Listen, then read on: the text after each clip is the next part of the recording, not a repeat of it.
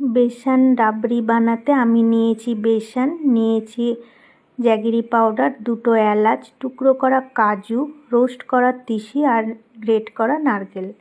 প্রথমে বেসনটাকে আমি রোস্ট করে নিয়েছি, তারপরে ঢেলে দিয়েছি উষ্ণ গরম জল, তার মধ্যে দিয়ে দিয়েছি থেতো করা এলাচ, দিয়ে দিয়েছি অল্প পরিমাণে সল্ট আর দিয়েছি জ্যাগেরি পাউডার।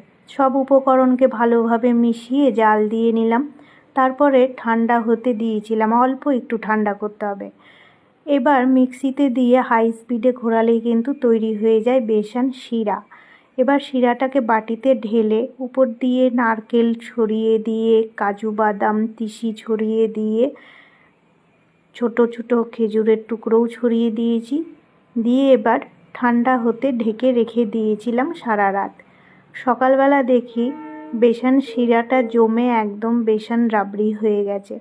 ব্যাস, তারপরে সেখান থেকে চামচ দিয়ে কেটে নিয়ে ছোট বাটিতে নিয়ে নিলাম আর তার উপর দিয়ে আবার গার্নিশিং করে দিলাম ডালিম দিয়ে।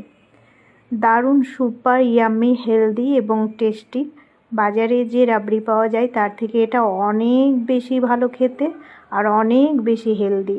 আপনারাও এইভাবে বানিয়ে নিন বেসনের রাবড়ি আর এনজয় করুন আর বাচ্চাদেরও দিন।